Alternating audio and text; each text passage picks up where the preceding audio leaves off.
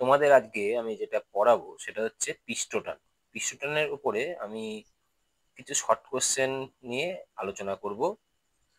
প্রথম হচ্ছে, পিষ্টটান কাকে বলা হয়?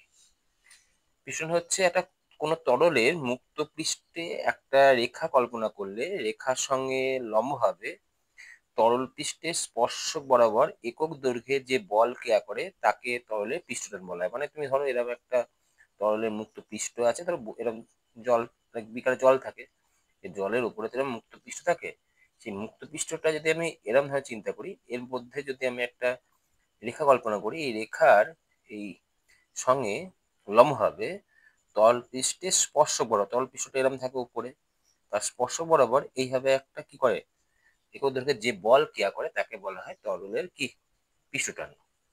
তরলের পিষ্টনে ব্যবহারিক উদাহরণ কি? যেমন হচ্ছে জলকণা গোলাকার হয়, পারদ গোলাকার হয়, বায়ুর বুদবুদ, জলের মধ্যে বায়ুর বুদবুদ, সাবানের বুদবুদ, রং করা তুলির আঁশগুলো যখন লেগে যায়, বা আমরা যখন স্নান করি, স্নান করার পর বিশেষ করে মেয়েদের চুলগুলো দেখবে এক জায়গায় হয়ে যায়, তারপরে তখন কি করে ওরা ওই চুলগুলো জল ছাড়ানোর জন্য দেখবে ওই গামছা দিয়ে জোরে জোরে বা টাওয়েল দিয়ে জোরে জোরে আঘাত করে, জলগুলো ছেড়ে যায়, তারপরে চুল আঁচড়ানো যায়, প্রথম কিন্তু আঁচড়ানো যায় না।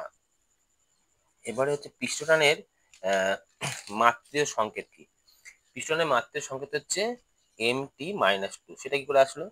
পিষ্টন অ্যাকচুয়ালি F/L, ঠিক আছে? F/L যদি হয় তাহলে F এর মাত্রা কি? বল। তাহলে বলের মাত্রা কি? ML-T-2।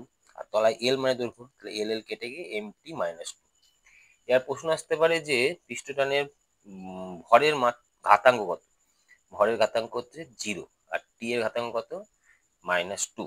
পিস্টনের সিজে একক কি? ডাইন পার সেমি। এসে একক কি? Newton per metre. এর পরে প্রশ্ন আসতে পারে যে উষ্ণতা বৃদ্ধিতে পিষ্টটানের কিরূপ পরিবর্তন হয়? উষ্ণতা বৃদ্ধিতে পিষ্টটান কমে। তার জন্য আমাদের কি হয়, আমরা যখন কোনো গরম খাবার খাই, এরকম গরম মাংস খাচ্ছি, তাহলে দেখবে টেস্ট টেস্ট লাগে। কিন্তু যখন হালকা ঠান্ডা খাই তখন টেস্ট লাগে না। কেন লাগে না? যখন আমাদের এই গরম জিনিস খাওয়া হয় তখন তার পিষ্টন কি হয় বললাম? কমে যায়। পিষ্টন যদি কমে যায় তার জিভের যে আমাদের এই খাবারটা যখন ঝোলটা যাবে, তখন জিভের সারা অংশে ছড়িয়ে পড়বে। যদি ছড়িয়ে পড়ে প্রত্যেকটা স্বাদ কোরকে এর আমি একটা স্বাদটা পাবো, তাহলে অটোমেটিক্যালি স্বাদটা ঠিকঠাক হবে। কিন্তু যদি ঠান্ডা থাকে পিষ্টটা বেড়ে যায়, তার ফলে সেটা কিন্তু আমাদের চারিদিকে ছড়িয়ে যাবে না, একটা নির্দিষ্ট জায়গায় থাকবে। তার জন্য স্বাদটা ঠিকঠাক পাওয়া যায় না। ক্ষুদ্র বৃষ্টির ফোঁটা গোলাকার হওয়ার কারণ কি? পিষ্টটান। সংকট উষ্ণতায় পিষ্টনের মান কত? সংকট উষ্ণতায় পিষ্টনের মান হচ্ছে 0 হয়। জলে যদি জৈব পদার্থ দ্রবীভূত করলে পিষ্টটানে কিরূপ পরিবর্তন হয়? পিষ্টটান কমে।